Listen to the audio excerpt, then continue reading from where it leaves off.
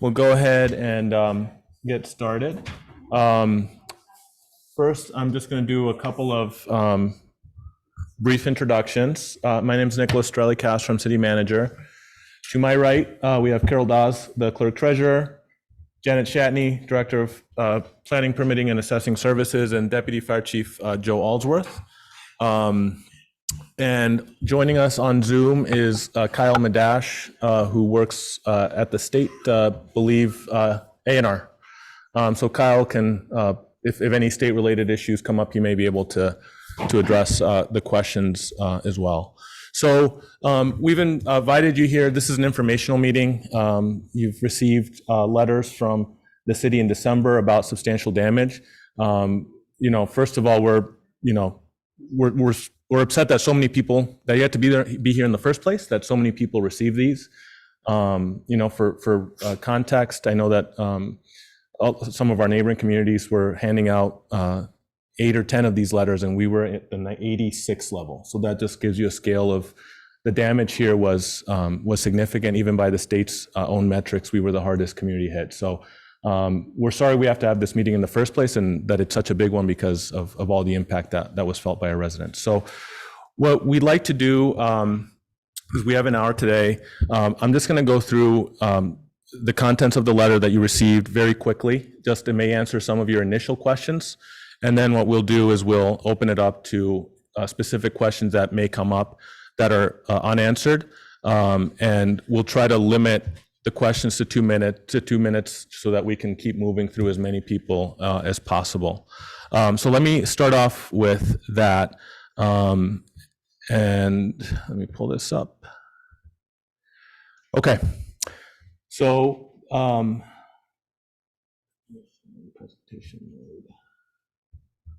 Okay. So why did you get this letter? So after the city reviewed several sources of information, which included a walk-around survey of damaged neighborhoods, it included reviews of what code enforcement had seen in the field, review of flood footage, conversations with the states, reports from the disaster relief groups that were helping folks like you. Your home was tentatively determined to be substantially damaged, and I've highlighted, bolded tentatively. That's a very important part of this letter. And here you have the excerpts from the letter, so you can at home you can remember, have this with you as you're looking at it at home.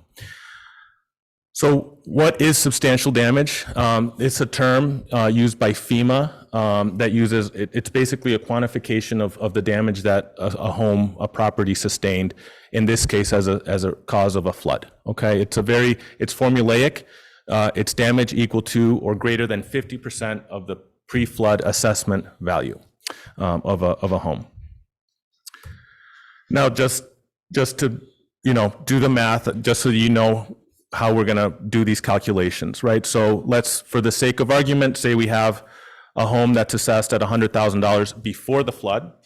The cost to restore the damage caused by the flood is $20,000.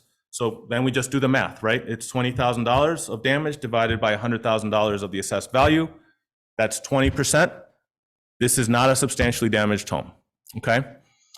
Example 2, same home, $100,000 assessed value before the flood, got hit harder. The cost to restore the structure to pre-damage condition is $65,000. Again, we do the math, $65,000 in damage divided by $100,000 in assessed value, 65%. That's greater than 50%. So yes, this home is substantially damaged. That's what we are trying to, that's what we're trying to determine through this process, okay? And this is required by FEMA. I'll get into that in a little bit. So what did you need to do after receiving this letter? The goal of the letter was to encourage you to come see Janet and Michelle at the Planning and Permitting Office in City Hall, so that we could make the determination, remove the determination or make the decision that the home is substantially damaged. The reason you got the letter is because we didn't have an assessment of how much damage monetarily your properties took on, okay? So we were encouraging people to come with documentation of the cost to repair your structures, so so that we could then do that math that I showed on the previous slide. Now, you can see here from the letter, we asked for people to come see Janet by December 31st. That didn't happen. I know there was a lot of information for people to process. So because of that, we're not keeping anybody to that deadline. We still want you to come see Janet and Michelle in the planning and permitting office so that we can, like I said, do the math on the substantial damage determination. So why do you need the permits, and why do we use these permits to make this determination? So if your structure is in a floodplain, which all of yours are because you got this letter, all repairs in a floodplain require a flood hazard permit from the permitting office. So you may be in several buckets here. You may have not yet started making any repairs to your property, but you intend to. And if you intend to, you need to come see Janet so that you have your permits for when you're ready to start the work. If you made repairs already to your home without a permit, you still need to come see Janet so that we can do the math about whether it's substantially damaged or not. If you do not plan to make repairs to your home, you don't need a permit now, but you should contact us to let us know that so that we can take you off the list, so to speak, and be aware of what's going on with your property. So that's really why the theme of this is come see Janet. So why are we doing this? Why did you get this letter? So the city of Barre, since 1974, I believe it is, has participated in the National Flood Insurance Program. So as a result of participation in that program, we are required to enforce flood regulations. They're called our flood hazard area regulations. So those are have the strength of law, and we have to enforce them to maintain our participation in the National Flood Insurance Program. If we do not enforce these regulations, we will fall out of compliance with the National Flood Insurance Program, and the consequences of that would be that nobody in the city of Barre, residents or businesses, would be able to get flood insurance. Okay, so that's why we do this. That's why those flood regulations are in effect, and that's why it's important that we enforce them. So again, where can I get help or answers to my questions? We really want you to come see Janet, come see Michelle, who works for Janet, it's the permit administrator. They're both here at City Hall. And there's their contact information. We will post this on our website after the meeting. And then we've also invited Barre Up, which is it's an independent organization. It's the long-term recovery group separate from City Hall. They've been working with residents in flood recovery. Shauna's here representing Barre Up. I believe there's other folks down the hall. So Barre Up's office, just so everyone is aware, is in the old police department space. It faces Main Street. You can get to it through the back hallway of the building. So that's really, we wanted to go through the bones of the letter. I know there's a lot more and you're gonna have many more questions, but maybe some of those slides answered some of your basic questions. We're here to answer any other questions you may have. I would just note that you may ask questions specific to your home, which we may not be able to answer here on the spot. We may need to look at your file, but again, if you've picked up anything so far from the theme, is this letter is encouraging you to come see Janet. And if you have specific questions about your specific situation, your specific home, if we cannot answer it tonight, Janet and Michelle will help you. Shauna and the team at Barre Up are able to also help you navigate this process as well. They're also able to help connect you to resources that can help with recovery and repair. So these are the three contact information that I urge you to take down today, look up today when you get home after this is posted on the website.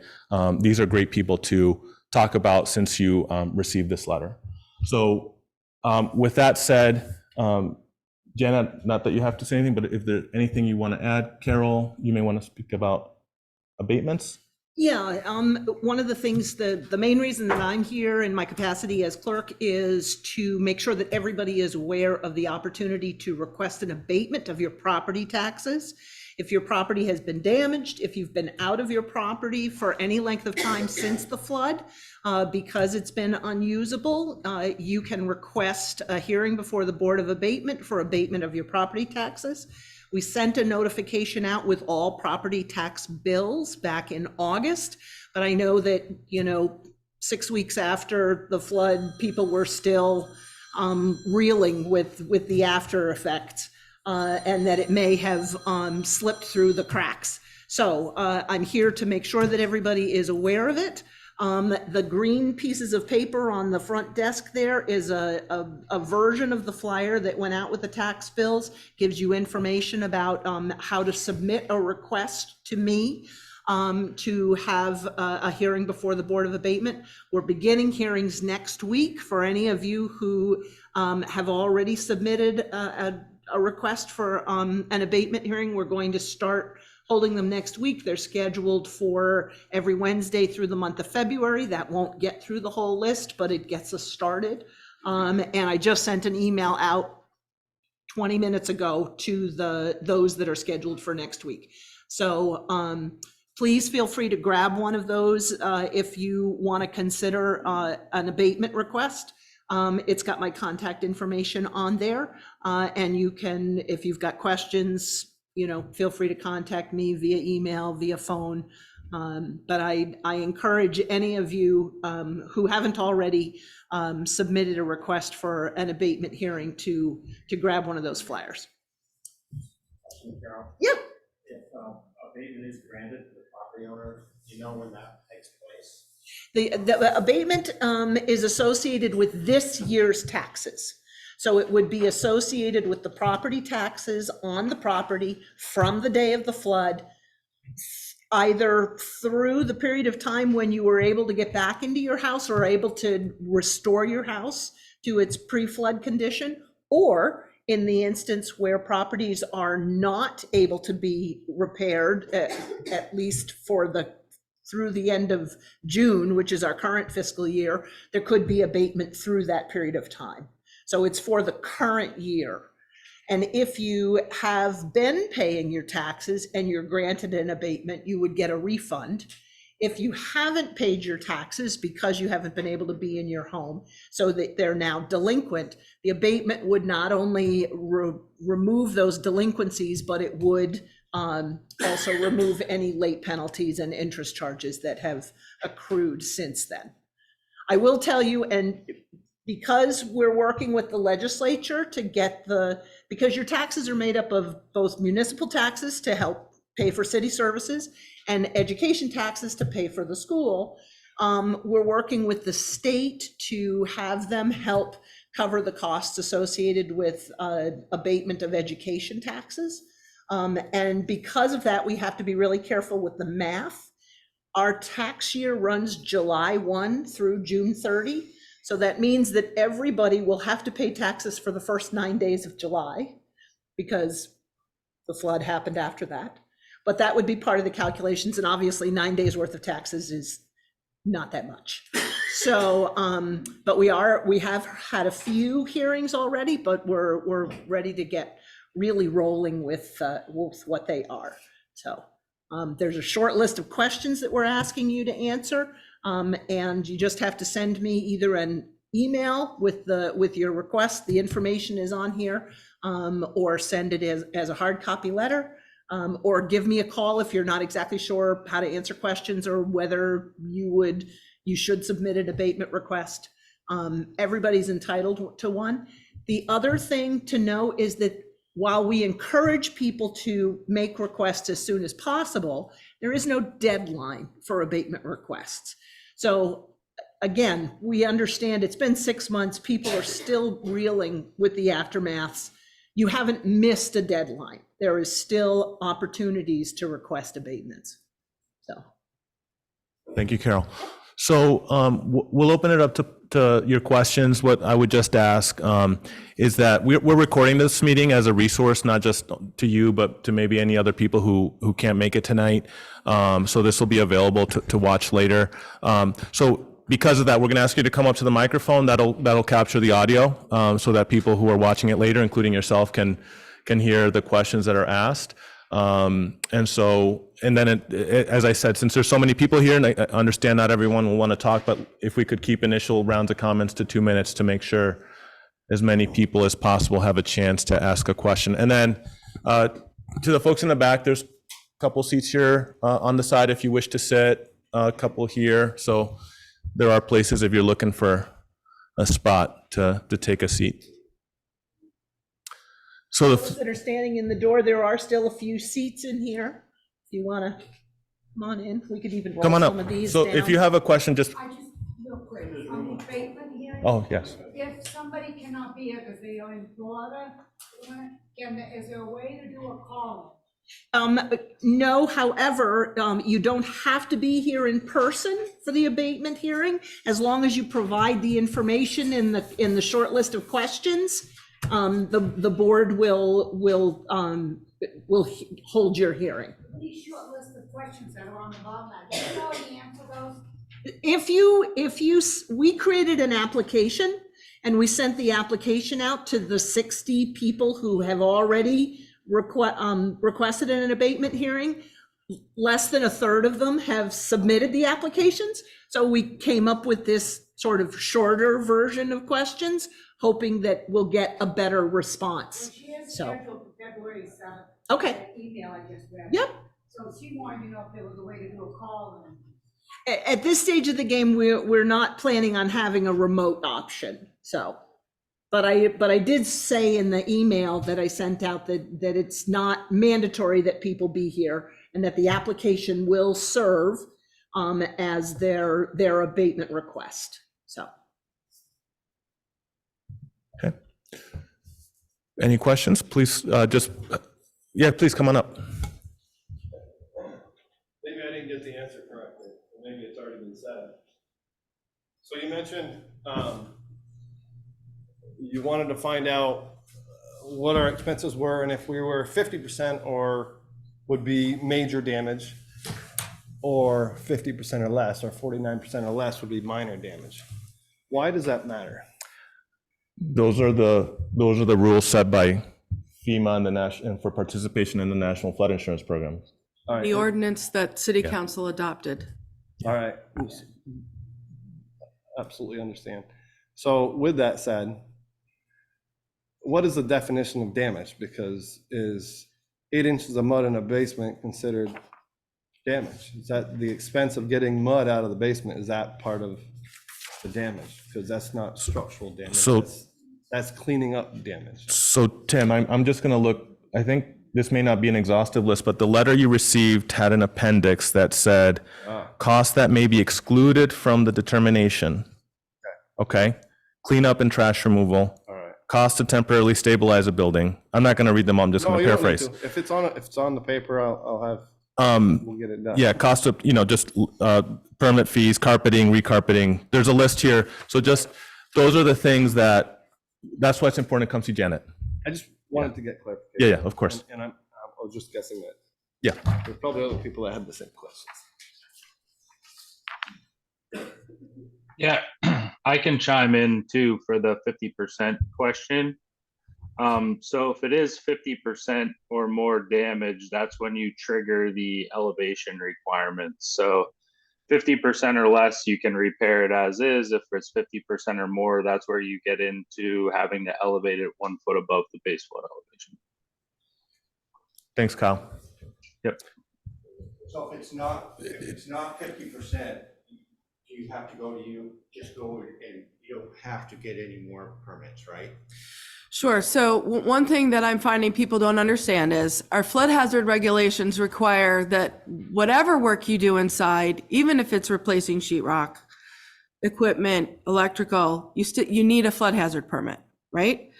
So then when we look at how much did it cost you to fix what you're fixing, if it's less than 50,000, it's called a non-substantial improvement. You just get a flood hazard permit.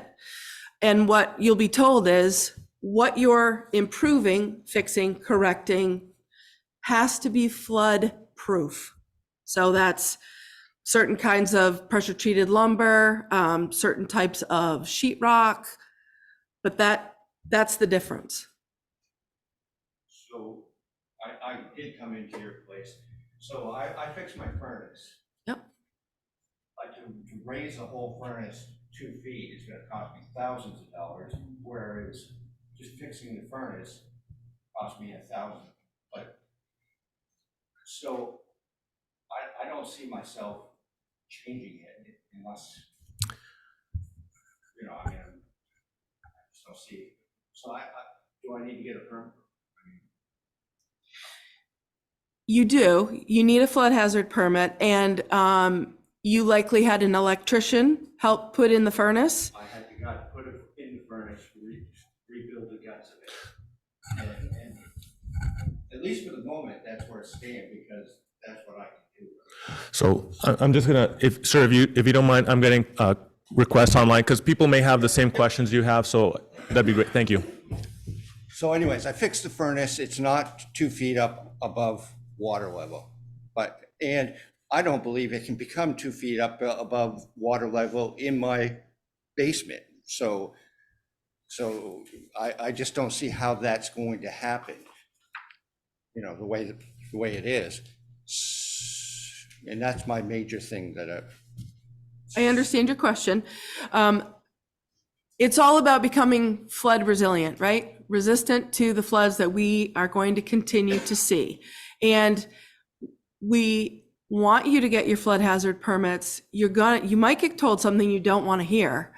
You've got 3 years. The life of the permit is 3 years once you get a permit, and to do everything you can to come into compliance. well, obviously, I don't think that it's going to happen, just because you can look at it and see that it's not going to happen. But anyways, I don't think it's 50,000 and I'll get that permit. Sure, come on in and talk to us. Yes, for sure. Thank you. Thank you. Anyone else? Yes, please come on up. I'm just gonna ask you to come up because people online are saying they can't hear. Thank you. And someone might have the same question or not have thought of it. Okay, what triggers, you know, we live in that flood place down there. What triggers you having to lift your house up? If your house isn't able to be lifted up because it's all rock underneath and no cement foundation, and one half of it doesn't have a foundation, what happens if we wanted to fix it? How would you do that? That's a good question. We've already had somebody who found it impossible to raise it up. That's what we were told, we asked Yeah, about it. so we have to follow the rules, and we would tell you, you have to raise up your house, right? If you are determined to be substantially damaged, and then you come to us and say, it's gonna cost $85,000 to be in compliance, that's called substantial improvement. And you have to get a permit, but you have the ability to appeal that permit to the Development Review Board. I understand that, but there's no way that those old houses down there with the rock foundations, everything, we were told you can't lift it. We're not gonna be able to without $100,000. And we're still in the place where the river's gonna flood us. So I just wondered, Yeah. I guess it's time to bulldoze it and head south.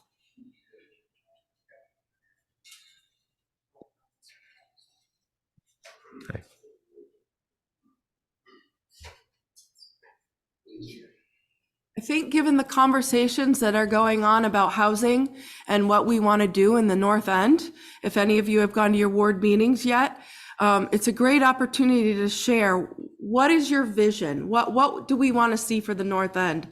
And this is really our time to prove or state to FEMA or somebody else that this is impossible. Are the conditions that you refer to? Sorry, I hate to be that guy, but I'm gonna do it anyway. Just a question. The conditions that you talk about, are those conditions set by FEMA? Yes. And they're also in we have flood hazard area regulations that the city has adopted. They have the force of ordinance, they have the force of law. Right, because you made a statement that it's possible to appeal that to the planning board or The Development Review Board. can the development review board overrule a FEMA directive? They can overrule a flood hazard permit if they meet 5 very specific variance criteria. So the one person who has actually appealed their flood hazard permit and won was because the lot was shaped such that there was no way equipment could get in there and raise up her house. Just a curiosity, and this isn't the city council. The governor of the state of Vermont came before the council back in October, I believe. I haven't really heard anybody from the city comment on the idea that Governor Scott had regarding the north end. And maybe this isn't the time to ask that question, but, the properties, I find it, and I realize you're not setting that. That's why I asked the question, who made the determination? What good does it do to raise a furnace 24 inches when your basement filled up with 7 feet of water? Now, there's got to be some common sense here someplace. We're dealing with a building that's not even has a basement and it had 73 inches of water in it. So I really don't know. There's certain areas of the city of Barre, unfortunately, I don't know what the future will be. If these buildings are abandoned, and I know the concerned local paper reported something that you said regarding about the requests you may have had for possible buyouts. Yes. I don't know if that's true or not, but obviously it's a problem to lose the quarter of the tax base of the city of Barre in buyouts. But there are areas of the city that, they've been flooded 4 or 5 times. And I don't know what the answer is, but some of the regulations that property owners here are now faced with appear to be difficult to deal with. And that might be the biggest thing that you can help us with is the process of, I don't find it, for myself to have to hire an attorney to work this process for a property that we might abandon. So I do appreciate everything you're doing in trying to help, because it isn't easy. And I realize you're dealing with the federal government as well. But anyway. I appreciate your comments. You're right. The regulations seem like they're a hindrance trying to figure out all of this repetitive loss and where are we going to go. And all I can say right now is part of my job is to enforce the rules. So if you're going to live in the house, you've got to try to come into compliance. And we are all looking at the bigger picture being led by I forget what we're calling it, but it's the ward meetings are part of that whole planning process. If a property owner had flood insurance and they had an adjuster come in to maybe try to establish the value of the dollar, can that be used to determine if it was 50% or more? It has to be. You can always look at it. Yeah, it usually has to be pre-flood or It's how much will it cost to return the structure to pre-damage condition? yeah. But isn't that what an insurance adjuster is doing in flood insurance? I hope so. So yes. I guess I'm getting at is contractors right now are kind of hard to find. A contractor is not going to come in and spend a day or two looking at your property, trying to determine a value of what it would cost to fix. They just may not do that, especially if there's a sense that it's never going to happen. So that's the problem that some homeowners here may have, is that they can't get a contractor to give them a number of what it would cost to fix. Michelle and I have heard that. They've called contractors and they don't get callbacks, and they call the next one and nobody calls them back. And that's frustrating, I'm sure. There are not that many out there. And the state now has a program that requires any contractor who's doing work $10,000 or more must be licensed with the state. So there's an additional layer of compliance. Thank you. Thank you. If I may add too, the permit also protects the homeowner too, because it allows the contractors to have some oversight and to have some regulation that normally they wouldn't have. And we experienced this early in the flood where we had contractors breeze in from outside of the area and they were doing substandard work and people were like, oh, this guy just come in and said this. They weren't even licensed at that point. So that's why we urge everybody to come in and get their permits so that we are providing the oversight to those folks. And I would just finish by, your comments about the governor came in here in October and presented a plan. I think that the ward meetings, we were trying to get some of that feedback. They wrapped up last night, actually. But look, you have three counselors here, one online. I saw another one in the hallway. I think people heard your comments. I think that, just my personal opinion, I think we heard a lot of compelling ideas. Certainly the idea of a floodplain on the north end seems to make a lot of sense, which was a part of what we heard.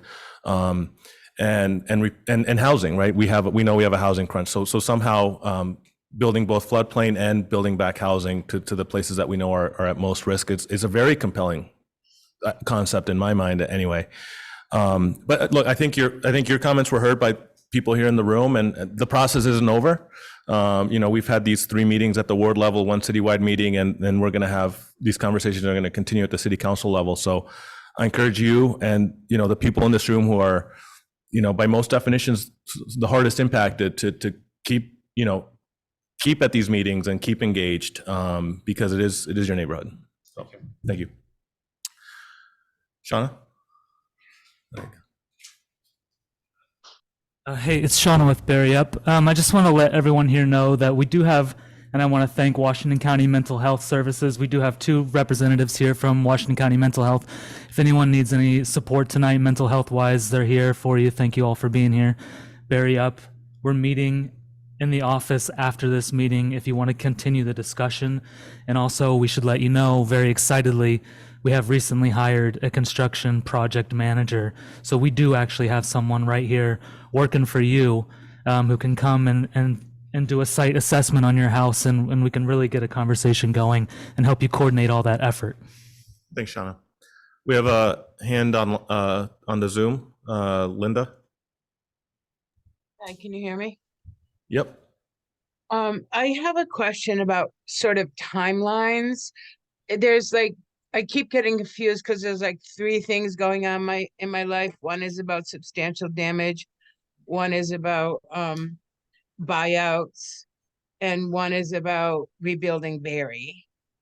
And so the substantial damage probably is a thing that has to be addressed first. If you need to do that, you have 3 years to do that. I don't see a buyout happening in 3 years, and I don't see rebuilding Barre happening in 3 years.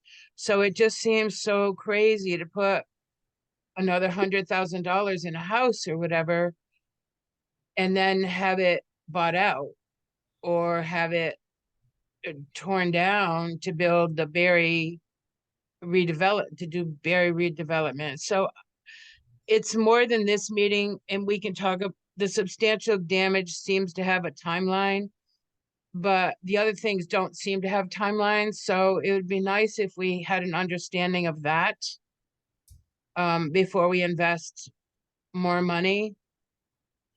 And the other thing I wanted to talk about is Janet just mentioned rules about if you go to this board and you go to that board, then you can appeal it, and then this and that and the other thing. It'd be nice to know what that process is and what those rules are, so we know ahead of time if we want to even bother fixing our houses. Thank you. Yeah, so I can address quickly the first 2, and then Janet, if you want to talk about the DRB appeal process. So yeah, I think the substantial damage is the most timely thing. And we'd initially set that December 31 deadline, but when you see that in your letter, no one missed that deadline. We're extending it. We know it was a lot to process for people. So yes, just come see Janet. I don't think there's any thing that would preclude a substantially damaged home from being bought out. So these processes can move in parallel. The buyouts are slower, and the buyouts, just for context, I wasn't here the last time the city did buyouts, but I believe they took 2 years on Brook Street, roughly, to complete. We're still closing them out on the administrative end, but I think they took about 2 years to happen, is my understanding, on Brook Street the last time the city did those. So we're still moving quickly. The idea is not to, and I know that some people here are also interested in buyouts. So, the idea there is to move as quickly as we can with the right information. And what that right information is the state's looking to hire a consultant that can analyze, a hydrologist basically, that can give us information, give us, the city government and the city council, information about which houses make the most sense to buy out. Right? There's around 40 residents and business owners that have applied for buyout. Just being very candid, the city can't afford to buy out 40 homes, both from a financial standpoint, because we have to front all the money and then we get reimbursed, but also from a tax-based standpoint, that would just be debilitating to the city generally. So what we're looking to hear from these experts is, if you buy out these particular houses, those can be turned into floodplain. Those have the best chance of reducing flooding in this neighborhood as a whole, right? So that's what we need to hear from those consultants. We don't have that expertise at the city, and neither, and the state's going to contract for it. We're going to take advantage of it, and then we'll make recommendations to the city council for buyouts. That will take time. The state hasn't secured that contract, and it'll take time to do the study. But once we have that information, we will, the idea is to move on it so that people are not in limbo. It's not something that we can do ourselves. That's why we can't give you a better timeline. We depend on external inputs into the process to get that done.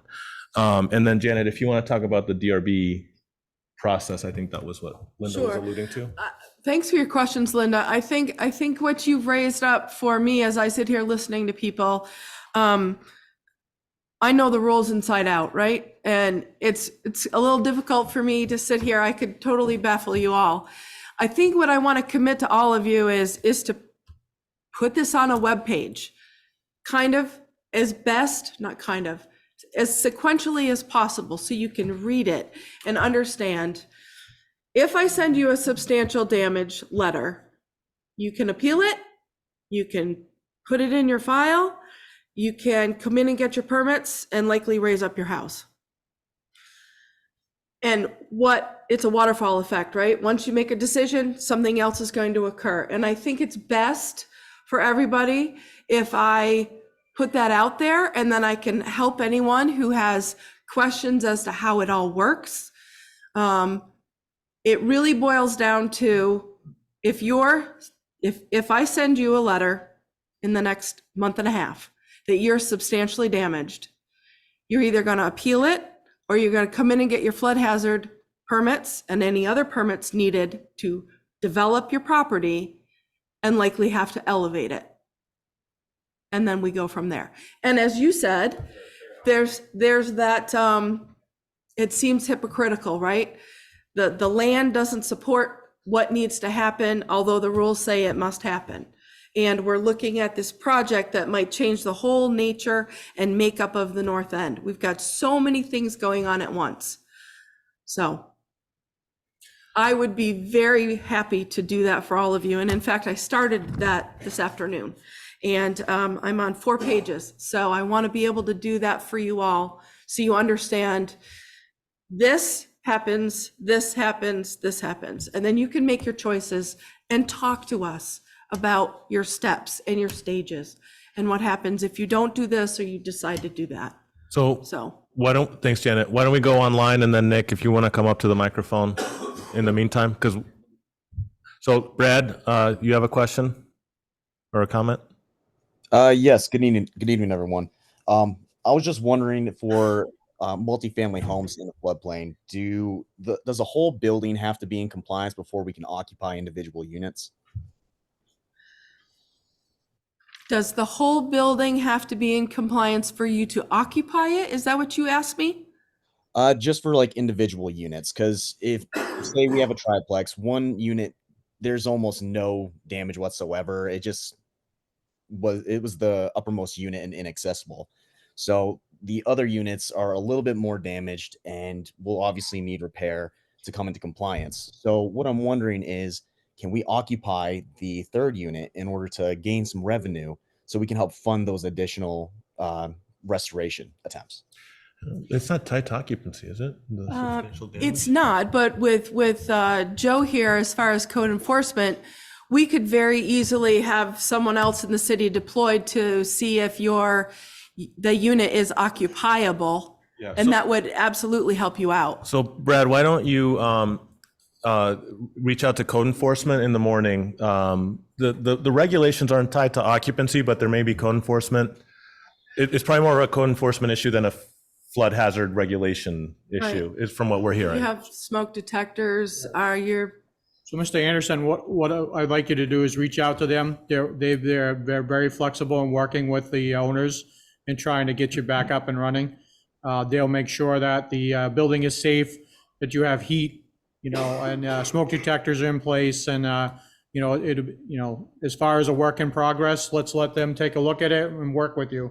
So Brad, that right on the city's website, you don't have to click anything, just scroll down and there's a code enforcement box that'll send you to a contact information, and that'll go right to the fire marshal and the electrical inspector.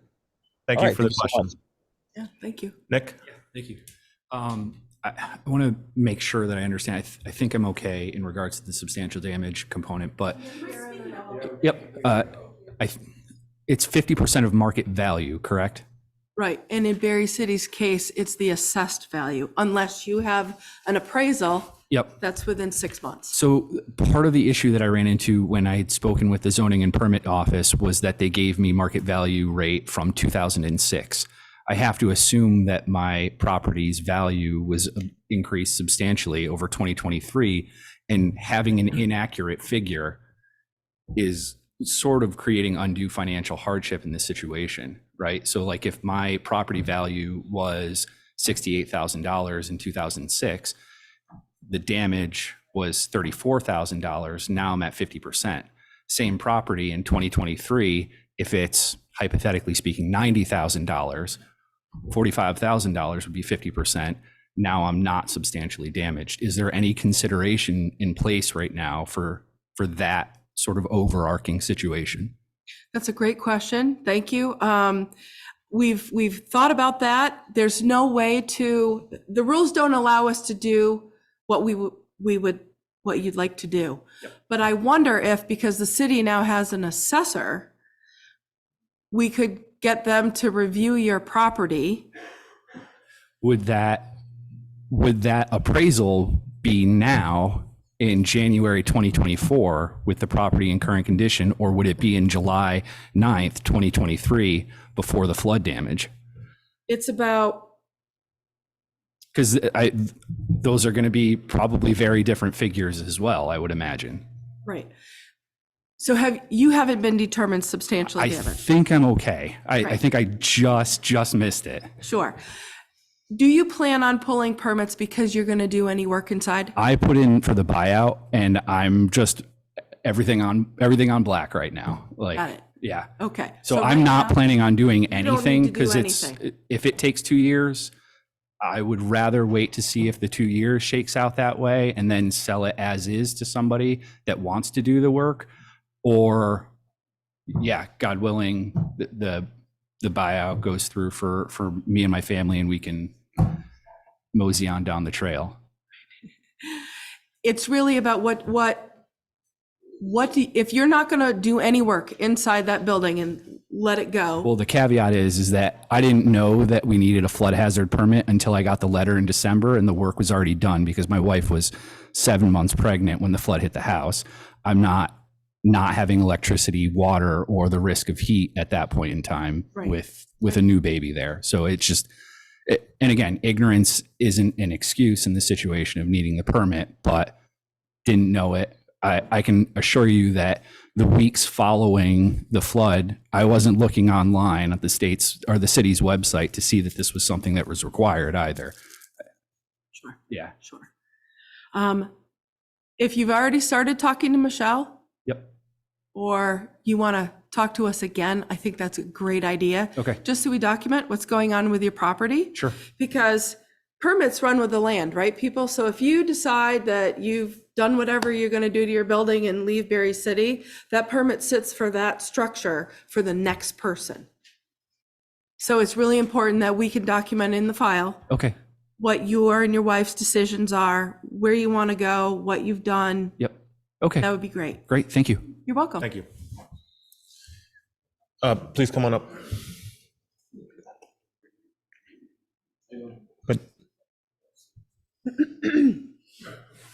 So I went and my house didn't have substantial damage, but the basement got flooded. And I went and fixed everything back to brand new. Then got told I have to move everything upstairs. How does like Lloyd's Plumbing allowed to do that without a permit? I mean, I just spent $30,000 and they told me that I have to move it upstairs and it's gonna add on to the, you know what I mean, the 50%. I've only put 28,000 in it. They're telling me if I move everything, that's added on to that too, but I've already paid for all that and I gotta move it. Moving it ain't gonna cost a lot. But what about Lloyd's? How does somebody like that allowed to do that? I think we, Barre City and other municipalities have that problem with contractors and electricians. They're looking at their job. We look at it, Don't they have to get a permit in Barre City? they do. And Why are they allowed to do the work without the permit? because they didn't pull the permit. they should have. Shouldn't they be going after them, maybe? Somebody? You, the homeowner, Yeah, can also pull that permit. I got a permit, but I Okay. didn't know I needed one until it was all done. Same thing as him. I went and did all the work. My house, I'm putting a new furnace in, new water heater. That's all I needed. And then they're So- telling me now it's not, Lloyd's knows better. it's They not know up they to need to pull compliance. Now it's permits. not up to compliance. So now I gotta do all the work they did. I gotta take it all out, bring it upstairs, 4 feet on the wall or whatever. My house is up 2 feet off the ground level, so I didn't get flooded, just the basement. But what happens to somebody like Lloyd's? Are they responsible for like, I hired these guys to come down and fix everything and they needed a permit apparently. That's right. So- They did. So shouldn't the city go after them? Well, the city didn't contract the electrician. No, I did, but he needs a permit to work in Barre City. You guys are making the rules. And they know better. So just get away with it? I mean, I don't know what the No. enforcement is. Is there I mean, litigation? and not only that, why should I have to, so I'll let you finish that. Go ahead first. So as far as the contractors, that's why we have the ordinance for, have the requirement to file a permit.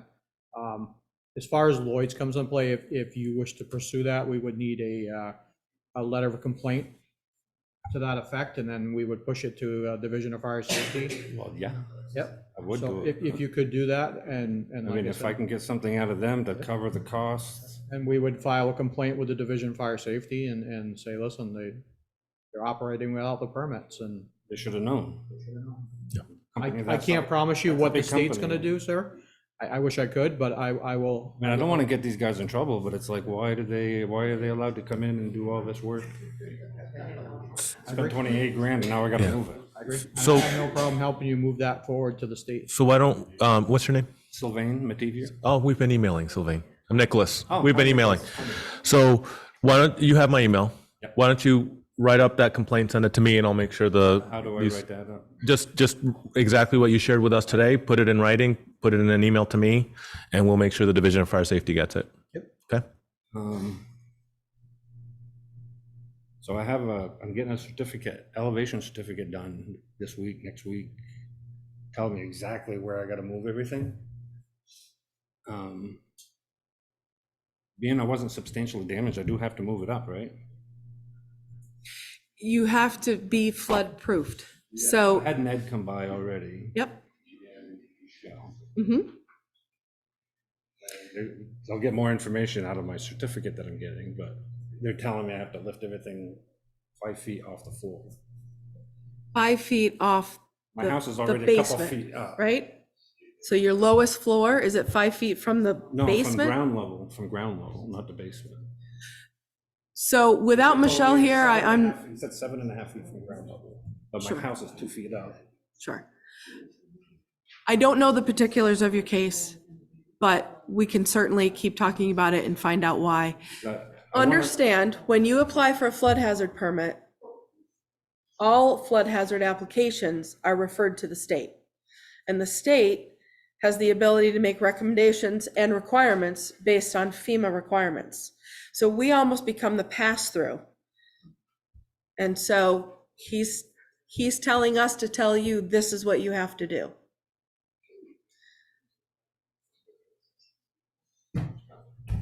All right, Thank you. Please come on up. I'll send you that letter. Yes, please do, Sylvain.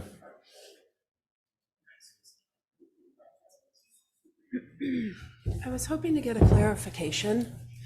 So if I want to stay in my property and there seems to be some flexibility on the substantially damaged, whether it goes one way or the other. If it's not substantially damaged, I'm still going to see a huge increase in my flood insurance, I would assume, come the new year as all of this plays out. It's whatever you report to your insurance company. And at the same time, if I'm substantially damaged, my understanding is if you have insurance through the National Flood Insurance Organization, you're then eligible for the $30,000 in increased cost of compliance. Is that true? So if I am substantially damaged, then I can use that to leverage that funding. Is that correct? That's my understanding, but I can't confirm without looking it up for you. Substantially damaged means you're going to have to, the whole structure has to come into compliance. If you're not substantially damaged, only that which is damaged and you're going to fix has to come into compliance. And I wish what I could get an answer from National Flood Insurance is what it will do to my flood insurance for next year. Because what I'm trying to figure out is if I argue it and say I'm not substantially damaged and I do the things that I can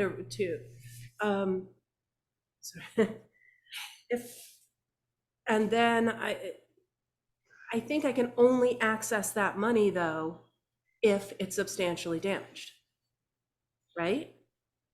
All I know is Yeah. substantial damage puts you in a specific category. I apologize, I don't know the insurance stuff very well at all. I've heard that people are getting dropped and they find somebody else, and I don't know the answer to that. And that was where I lost my train of thought. What I'm trying to figure out is how do we as a community find out what kind of increase we're looking at? Because I'm afraid that if I argue and say, oh no, I'm not substantially damaged, and I redo it as best I can, I may be looking at double digits insurance come the new insurance year. And so that really impacts, if that's the case, then I'm really a fool not to be substantially damaged because I can't afford it anyway. Does that make sense? It makes Like, sense. If it pushes the insurance. But I if we can't answer get that. answers from the insurance, how do we make a good educated So I think decision? Kyle is looking like he's trying to jump in here. Is that right, Kyle, or did I misread your? Do you have an answer? Yeah, no, I'm gonna jump in here. Yeah, I can kind of straighten out your question at least a little bit. So the substantial damage, if it's not substantially damaged and you repair it to the pre-flood condition, your flood insurance will probably be similar to what it was. It may increase. I'm not really sure. That's kind of between the property owner and the insurance company. And then if you were substantially damaged, that is when you can leverage that extra $30,000 for increased cost of compliance. And after that, that would be like, okay, now your house is elevated, it's flood protected. That's probably when you would see a decrease in your flood insurance. Thank you. And part of why I asked is, I don't know about other folks, but I got a letter from National Flood Insurance months ago that said, if you flooded, if it gave this list of like 6 things, that if any of these happened, it will most likely result in an increase in your insurance. All of those things happened.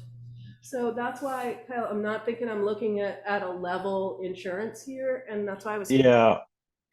Yeah, No, really- no, the big thing probably happened like right around October of 2022. That's when they went from their old rating system to what they call now is risk rating 2.0. So it has a different kind of algorithm that creates the rates. So somewhere in the year of 2022, when you renewed your policy, is probably when you saw that increase.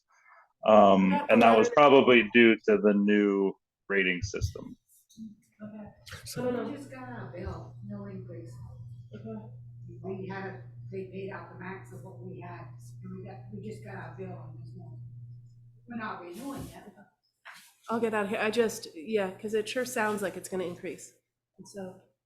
Okay, yours did, great. Okay. Thank you.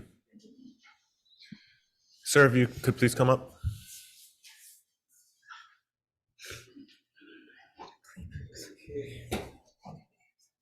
Carol? No. Nicholas? Hi, Gordon. Didn't get your name. Joe.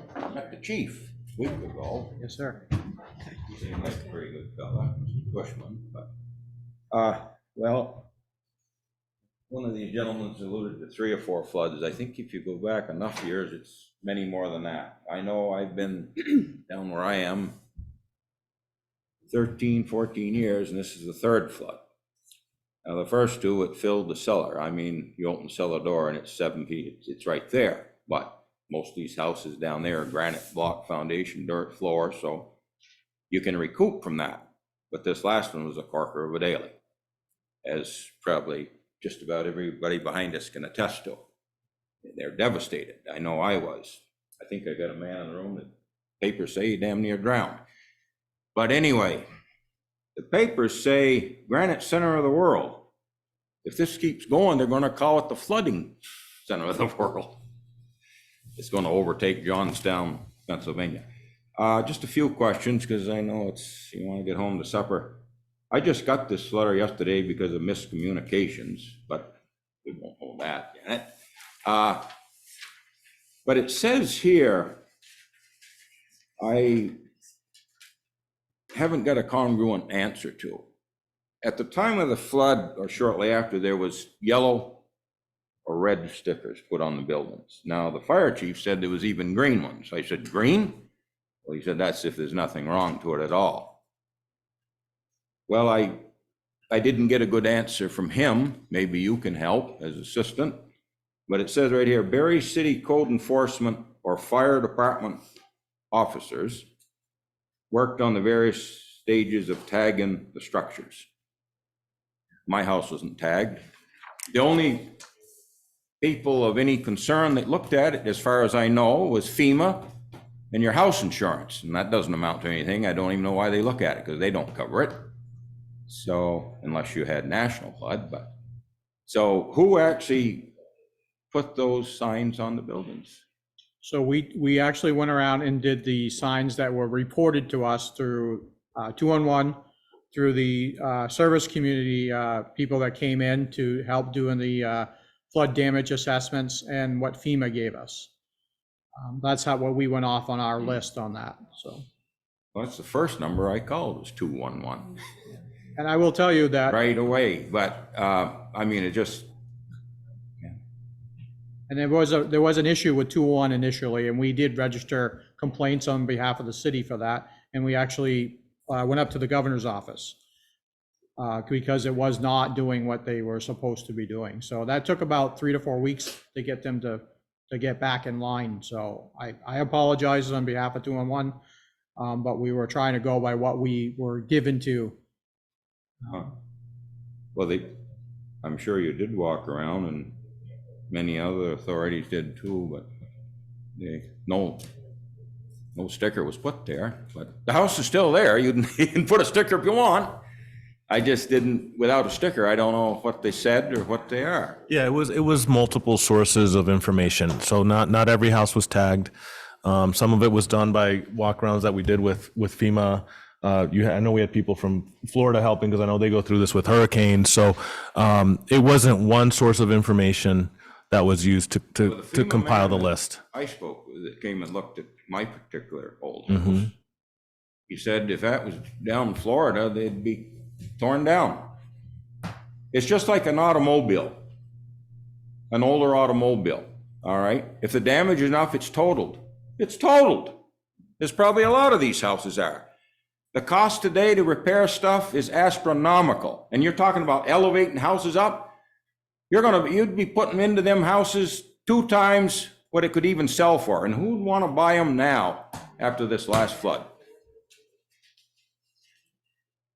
So, anyway, still waiting for the sticker. Thank you for your time. Okay, we are right at 6 o'clock. There's any, don't see anyone jumping at the bit to come up. So what we'll do, there's one more hand, Brad. Hi, so just real quick question. What is it that determines coming back into compliance? Because I was reading the regulation earlier, and by page 39, my head was spinning. But I didn't really see anything that other than it saying that pre-flood condition. We're making a couple changes. I mean, new furnaces, new boiler systems are really expensive. Going to put in maybe some Renai heaters that are going to cut the cost back a little bit for us. Can we still come into compliance with those changes? That would be determined by code enforcement, Mr. Anderson, and that's why I urge you to reach out to them and they'll walk you through what needs to be done. All right, thank you for your time. Yes, please come up though. Now, I can just say, if apartment building are substantially damaged, we're told that they have to raise those apartment buildings up to be compliant? The whole building will have to be raised up, yeah. So I got a quick question. When is the city going to acknowledge that there is something wrong with the rivers? That's what I would like. Why do we keep we keep flooding? I mean, Well, I mean, that when you're robbing Peter to pay Paul, like the level of, you've got an elevation level. Well, the rivers are full of sediment. So if there were to be less sediment, that level would go down. So, sir, I encourage you to, we'll post the presentation that we were showing at the ward meetings because the river science isn't that straightforward. In many cases, if you take the sediment out, it makes the water move faster and more violently. Sedimentation removal can be a solution, but it's not the be all end all. Just digging a channel down is not going to solve our problems. And that's not, I'm not a scientist, but that's what the people who know and study rivers, that's what they'll tell you. I'm happy to share, and I see Pat Moulton was on here. I'm happy to share the presentation that the state has been doing for our community meetings to sort of ground our conversations in science. We know we have to do something about the rivers. I guess I'll acknowledge it right now. We can mark it down that it's acknowledged. We need to make sure that our bridges really concern me. Our bridges are too low. We were sweating bullets in December with the Berlin Street Bridge, so we need to do something about that. We need more floodplain for the rivers to grow when there are flood events. So there are many things we need to do to coexist with our rivers. So if you need some sort of acknowledgement that we have a problem with our rivers, I'll do it right now, but I think we all saw it on July 10th. And it's not going to get easier. So we have a lot of things ahead of us to make sure that we can, that the next event isn't as bad for as many people as the July flood was. But digging channels into rivers to make them deeper is not the solution. I encourage you to look at that presentation because there's a lot more to it. Well, I'm not a river scientist, but that's what people who study this for a living tell us, and so I'm inclined to believe them. I think the mayor has his hand up. Are there any other comments in the room before I turn it over to the mayor? No, all right, well, Mayor, do you have your hand up? Yeah, just one question that has been asked of me and I didn't know the answer to, but also just to pause to thank you for hosting this informational session and doing all you're doing to walk people through the process. I understand that Montpelier sent out their substantial damage letters in September, and I was wondering what was happening differently at the department head level that ours went out in December, and was there any communication happening ahead of time to flood impacted properties that we knew had been tagged to inform them of this, because everybody was rushing to make repairs and do what they needed to do. And now it feels like there are a lot of people that are trying to like backtrack now that they're getting information about the permit obligations. So is there a reason why it took 6 months to get this letter out? Sure. Thanks for the question, Mayor. We were collecting this information from a bunch of data points. So one of the lessons we've learned from the response of the flood is that 211 just didn't work, and we were relying on 211 as we were asked to by the state. After the fact, we were playing a lot of catch up.